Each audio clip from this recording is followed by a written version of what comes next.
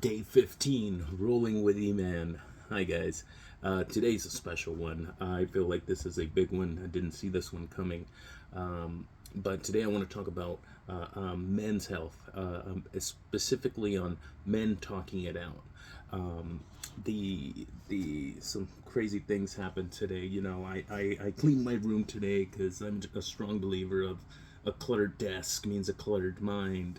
For my sense, a cluttered room is a cluttered mind. But so I cleaned my room. I went and worked out, working on my weight loss goals, and so everything was going good. In fact, I had an encouraging uh, conversation with my brother. He gave me a call. Just a check-in call. He was going to tell me some. He called me to check in on something, but we ended up talking for almost an hour on the phone, just catching up and stuff like that. We don't live together, so sometimes it's good to have those conversations. Um, but it was nice. It was an encouraging phone call. But he mentioned that my dad was not feeling well because he lives in Arizona, so the to check in on him. So I gave my dad a call as well. And he wasn't feeling good, and when I spoke to him, I'm like, uh, Dad, what's going on? Like that. I know you're coughing and have stuff like that, but what it sounds like is it's like you had you were in your head a lot. Is there something that was looming through your head? And he talked to me. We talked it out. I don't want to go over what we talked about, but it was things that after we talked in that conversation, he himself said, "Oh man, I feel a lot better talking. I don't normally talk about these kind of things." And it dawned to me that was the first time me and um, I've always had great conversations. I have great conversations with my dad, but this was the first time he was vulnerable. I mean, this is one where he was pretty much putting the defensive, the typical, because my dad's a man's man. That guy can fix anything. He tells you how it is. He's not a pushover. Um, it's I'm Mexican. He's from Mexico, raised Mexico, like what I'm talking about. But he's a very very very strong minded man's man, you might say, whatever that might mean to you. But today, he talked it out, and after that conversation, he said, "Man, I'm already feeling better. Like it's not normal for me to talk like this." So that really sparked up on men need to talk things out with a friend, colleague, brother. It doesn't matter, sister. Doesn't matter. Just talking it out. And I know I used to struggle with this too, because I was raised with men have to be tough. You're a man. Toughen up. You gotta be. But it's that typical uh, stereotype that we have to be emotionless to lead healthier social norms. Now, luckily, I thought, and in fact, I realized that I'm still myself holding on to certain things that I don't want to share because I have to be tough. And I thought I would share, but no, there's still a lot. So for today, I want to talk about how important mental health is, especially when it comes to men talking out their feelings, because it's not normal for us to do that. Even now, they'll tell you, like in these, like how to be a man YouTube videos, those tough guys ones. I follow them and I learn a lot from them, but it does give you that mentality of that it gives you it gives you how do I say this? It gives you that mentality of that typical stereotype that if you talk your feelings out, it makes you weak, and that women don't like that. I'm not saying that as an opinion. This is stuff that I heard from other videos, and I don't want to badmouth videos, but it's I don't think there's a bad chance. Like I learned a lot from those videos. Instead, I still follow those YouTubers, but because they have a lot of good stuff. But I do not agree. I don't have to agree with everything that I see on YouTube. In fact, you guys don't have to agree with everything I say. You might even skip this video. Um, but I've learned that it's important, because it's bad to keep feelings bottled up.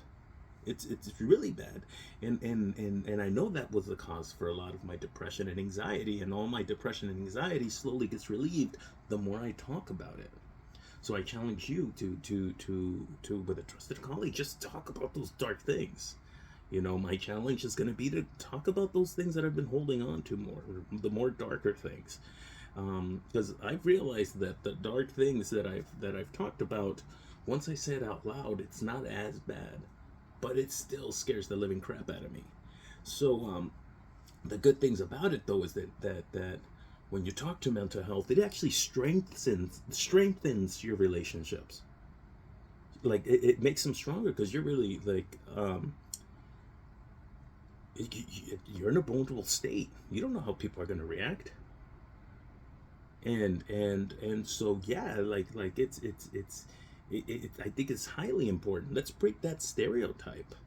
The being the macho man that no one taught, like, and then you go home, you're all tough. I saw a commercial once, and I think you saw it in you might have seen it, but the commercial said it was just a guy crying in a car, and he's like doing breathing or something like that, but it stuck on me, because he's like, he breathes, he calms down, shakes it off, wipes out tears, opens the car door, closes the car door, and then you see through the window, they shot through the car, through the window, he opens the door, and then you hear, Dad, Daddy, he's coming home from work, and you see him again, like, like all smiles, and that really got to me, because I'm like, man, that's me sometimes. When I go to family events, when I go to work, when I go when I come back here at home, and I'm here with my roommate JJ, and but as soon as I come and I'm in this room, it's all me. So I would say that those moments have reduced because of me talking about it and being more free about it. Even me telling it on a YouTube video, it's helping me. I haven't said anything major yet. I might. There's been times where I'm like, man, maybe I should just say it so I could put it out there. Now everyone knows my business, and I'm forced to deal with it. And it's crazy for me to even think that, but don't be surprised if I say it. I mean, this is only the beginning. It's only day 15.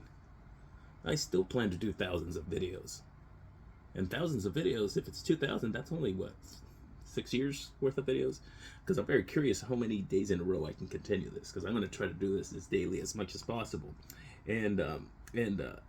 So the cool thing about it is, when you talk, you realize that it's, one, not that bad, or two, it is bad, but then you have a friend or a colleague that's trying to help you with it, and then you get to decide which answers you pick.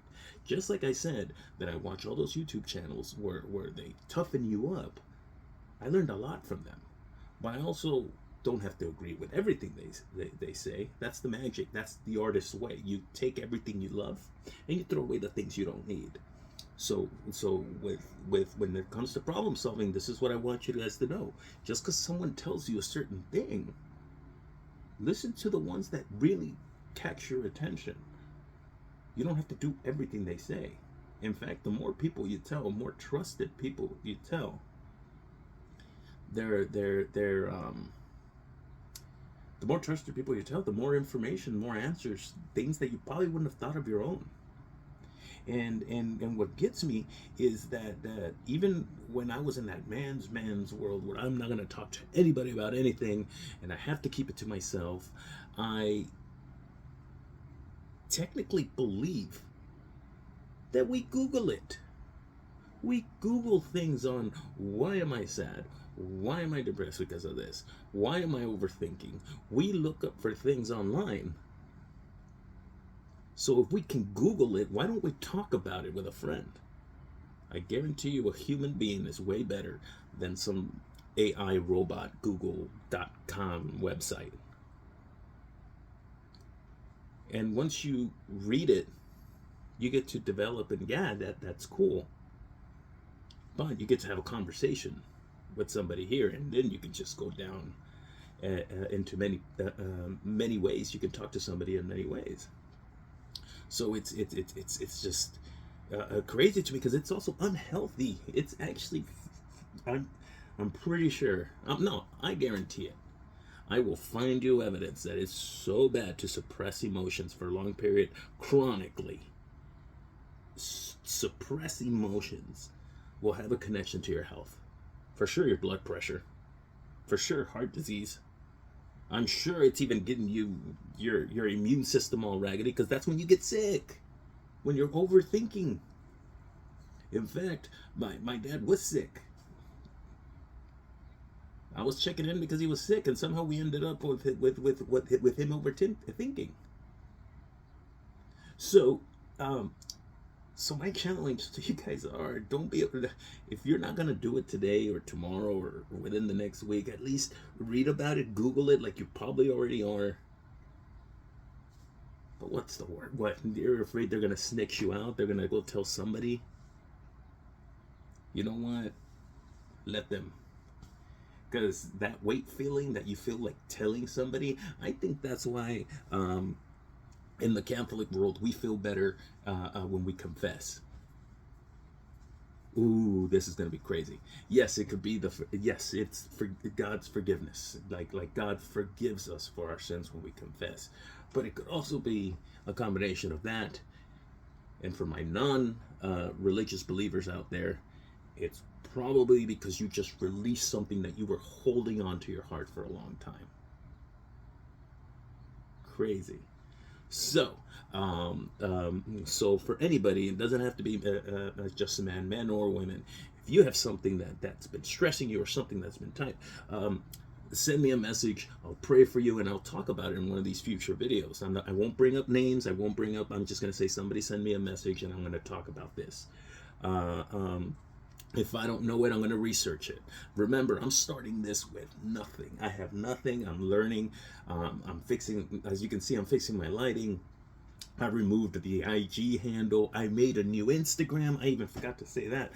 I made a new Instagram with Rolling with E-Man, the Instagram. So now that's helping me. I had no followers or no subscribers with YouTube. Now I believe I have 12.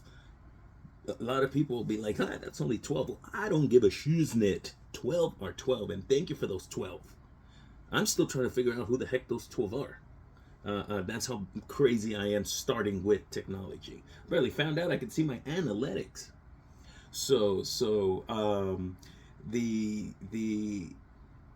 But as far as my dreams and everything's concerned, I'm getting there one small step at a time.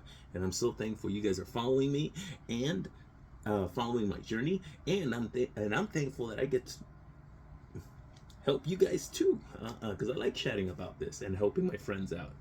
Thank you so much for rolling with E-Man. Don't forget to like and subscribe. Love you guys.